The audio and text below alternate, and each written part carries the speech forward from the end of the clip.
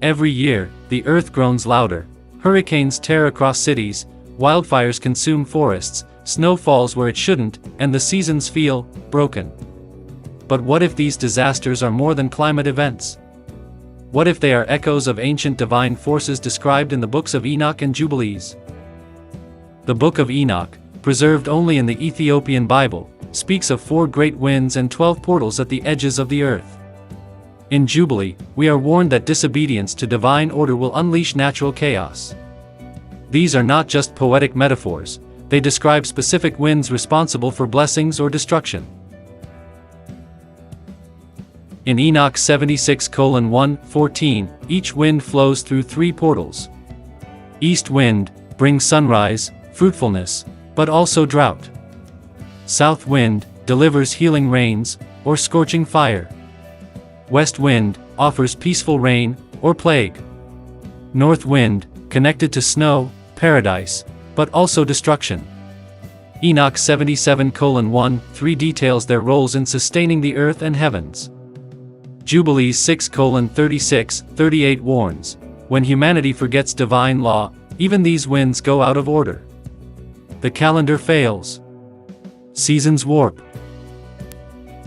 Massive storms, like Hurricane Katrina or Hurricane Ian, can be understood through the western winds in Enoch.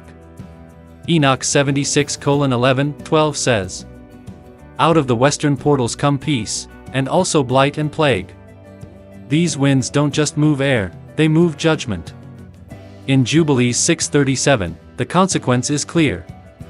The seasons will be disturbed, and they will not find them in their correct order. This illustrates the birth of Hurricane Isabel, which occurred over the Ethiopian Highlands. And the maturity of these cloud systems as they track towards the west, picking up energy, moving across the Sahel of Africa, gathering a lot of energy over the warm tropical waters of the Atlantic. This storm became a Category 5 and stayed a Category 5 for 3 days in a row, which is unprecedented for a hurricane in the Atlantic, finally making landfall as a Category 2. Now, when Isabel hit the United States, as a Category 2, it was an enormous Category 2. It was about 1,000 miles in diameter. It's absolutely huge.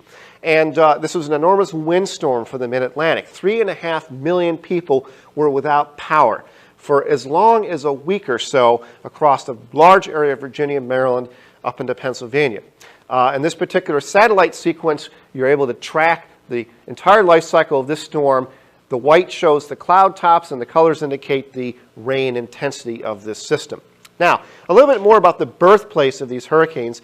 We have to focus in on Ethiopia itself. These are called the Ethiopian Highlands. And what we're looking at here is terrain mapping information which was acquired by the space shuttle. So it's very, very high resolution terrain information. You know, the Ethiopian Highlands are a mountain range about 15,000, 16,000 feet tall.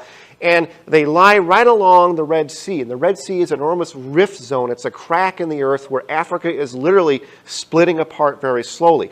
The moist trade winds flow over these mountains, and as they travel downwind to the west, a ripple develops in this airflow, much like a stream moving over a rock or a log will develop a ripple and eddies downstream. And these ripples or eddies propagate, and some of these develop some spin. But what generally happens is you get a train or a series of low-pressure areas containing cloud and thunderstorms, and we call these African easterly waves.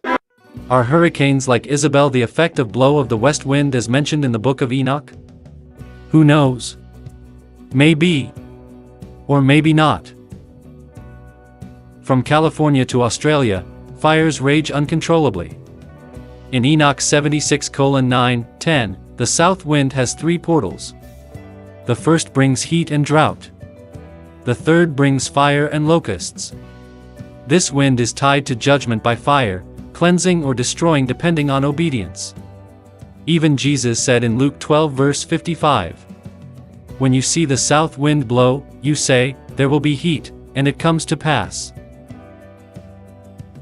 The 2021 Texas freeze shocked the world. In Enoch 76:13-14, the north wind is described as bringing dew, cold, snow, and destruction.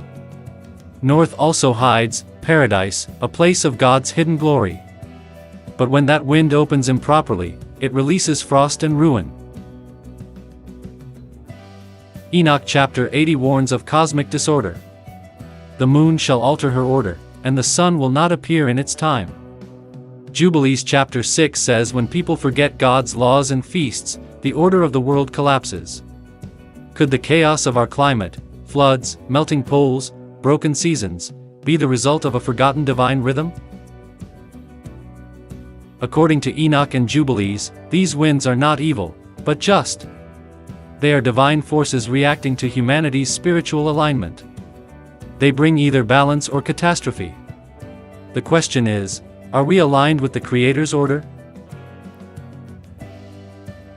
The Western world may have forgotten Enoch, but Ethiopia kept it alive. These books give us a cosmic lens for our modern crises. Maybe it's time to listen again to the winds. Do you believe these winds are still watching us?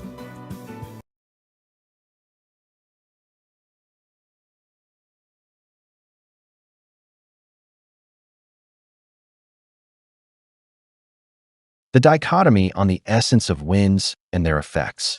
According to the Book of Enoch, winds are spiritual beings originating from eternity and had some behavioral control and adjustment on humans.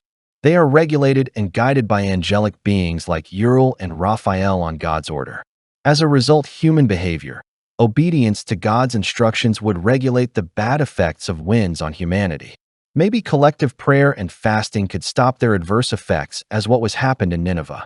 On the other hand, meteorological findings and evidences point towards the Earth's rotation, revolution around the sun's flare and gravity are responsible for origination and destination of the winds.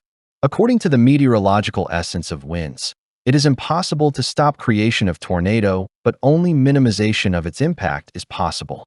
We can't stop global warming, tornadoes, wildfires, droughts, floods, snowstorms, etc. because they are natural phenomena within which we are obliged to live. Here come my questions. Which one prevails over the other?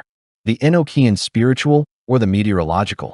Is there alignment between the spiritual concept of winds and the meteorological concept? Could one prove the other or disprove it? Or could they live parallel? The sources of hurricanes, tornadoes that hit different corners of the world, a divine punishment for disobedience? Or just happen by nature?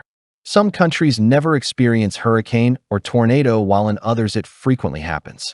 Is it because people of certain countries are more aligned to God than others? NASA once blamed the East African Highlands as a source of hurricanes that hit USA. Are the East African Highlands one of the gates of wind mentioned in the Book of Enoch that bring adverse environmental effects? What about if the mountains are removed by human intervention? Would the hurricane that hit the USA will stop forever? Let you put your answers to the questions raised in the comment box below.